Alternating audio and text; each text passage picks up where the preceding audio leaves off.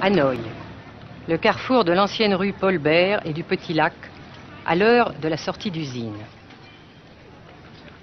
Pas une seule voiture, mais beaucoup de vélos sur lesquels se déplace lentement, machinalement la foule des travailleurs, dans une régularité impressionnante.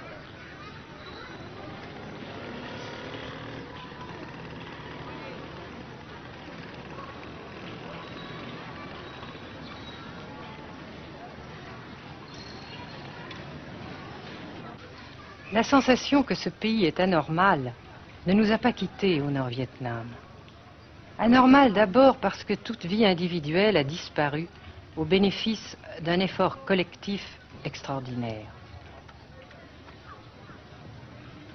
Dirigé d'une main de fer à l'intérieur d'un dispositif de sécurité draconien. Anormal ensuite parce que dans ce pays coupé en deux depuis 10 ans, un grand nombre de familles vivent le drame de la rupture qui alimente à sa façon la guerre du Sud. Est-ce que vous pensez, Monsieur le Président, qu'il y a une solution militaire à la guerre du Sud-Vietnam? Non. Parce que vous savez que le peuple Vietnam, c'est un. Et le pays du Vietnam, c'est un. Les Américains ont fait une guerre d'agression, comme qui dit, c'est une guerre non déclarée. Et, comme vous savez aussi, vous avez pu lire dans la presse, n'est-ce pas, bien, mondiale, que plus la guerre prolonge, plus les Américains et leurs valets, n'est-ce pas, comment dire ça,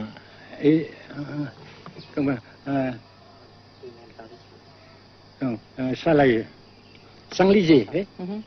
Et plus ils supportent des échecs, comme vous savez récemment, n'est-ce pas? Par conséquent, la guerre ne peut pas durer éternellement. Et je suis très heureux que les politiciens haut placés français ont reconnu cela. Vous pensez que le général de Gaulle pourrait en quelque sorte, à un certain moment, arbitrer le conflit? Arbitrer, qu'est-ce que vous comprenez par le mot arbitraire? Nous ne sommes pas des équipes de football. Hein?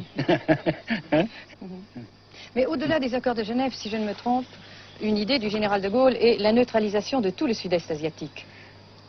Est-ce que c'est une idée qui vous semble intéressante? Comme j'ai déjà dit quelquefois, c'est une idée intéressante. Mais ça dépend encore une fois de la volonté de ces peuples et la manière comment on procède à réaliser. C'est une grande question, n'est-ce pas? Et je ne peux pas dire que je suis d'accord. Et je ne dis pas que je ne suis pas d'accord, n'est-ce pas? Mais parce que vous dites, par exemple, vous dites fleurs. Fleurs, il y a beaucoup de sortes de fleurs. Il y a des roses, il y a des blanches, des rouges, etc. Et il y a qui sont bons et d'autres qui ne sont pas bons. Mais on dit fleurs.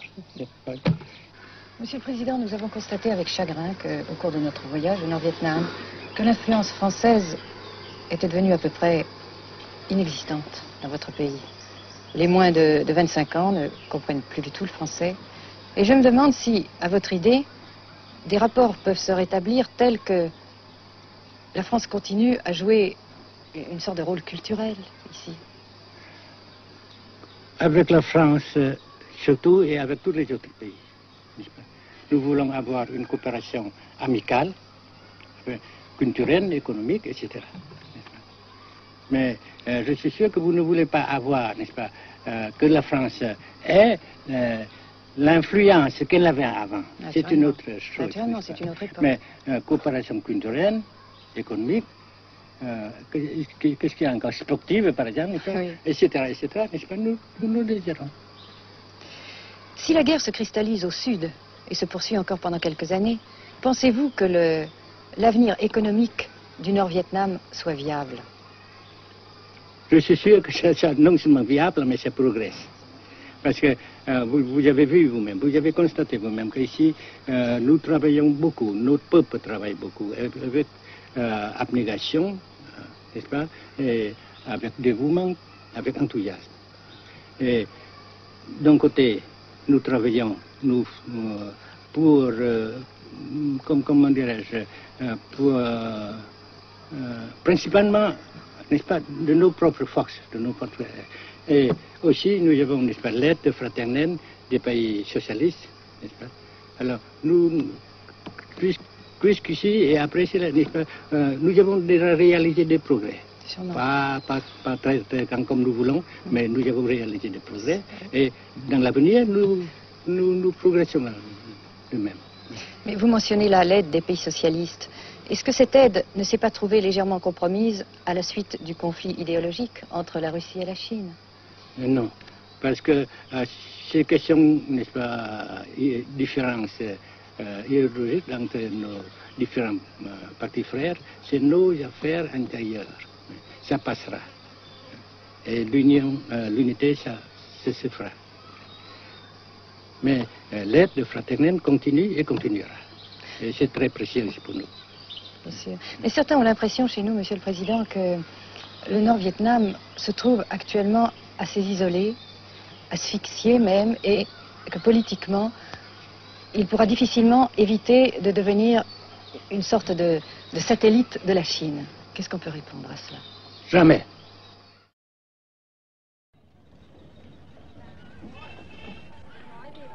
À Hanoï, la vie continue, malgré les alertes, malgré l'évacuation de plus de la moitié des habitants.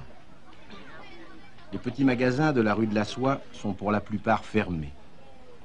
Seule la trêve du Tête et ses fêtes de famille devaient redonner pour quelques jours un peu d'animation à la ville, avec la traditionnelle branche de pêcher en fleurs, symbole du nouvel an lunaire et du printemps tonkinois. La trêve, malheureusement, ne fut qu'un espoir déçu.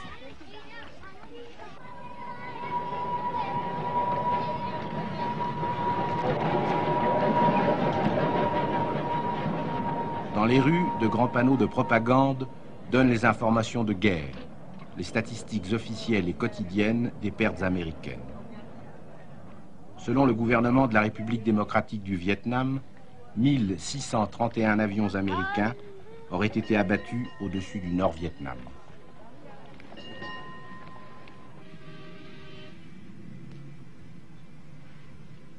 Le grand pont d'Oumer, construction métallique de 2 km de long à la sortie nord-est de Hanoï, assure toujours la traversée du fleuve Rouge.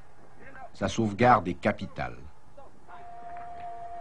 La défense antiaérienne du Vietnam, tant redoutée par les pilotes américains, dispose de nombreuses fusées solaires de fabrication soviétique.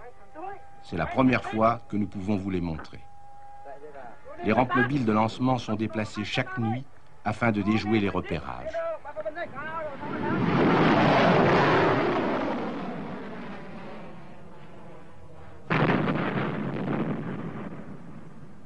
Selon les milieux officiels de Hanoï, 54 avions de l'US Air Force auraient été abattus en 1966 par la seule défense antiaérienne de la capitale.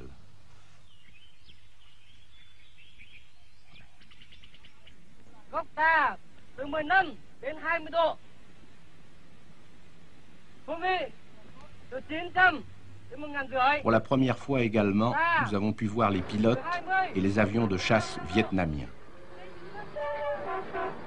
Pour la plupart, leur formation a été assurée en URSS.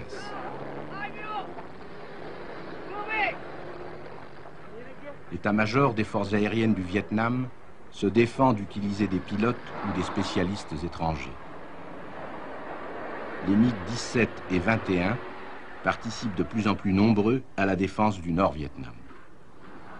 Les résultats des combats aériens sont mal connus et contradictoirement mentionnés dans les communiqués vietnamiens ou américains. Le général Vo Nguyen Giap, ministre de la Défense, a répondu à nos questions concernant le point de la situation.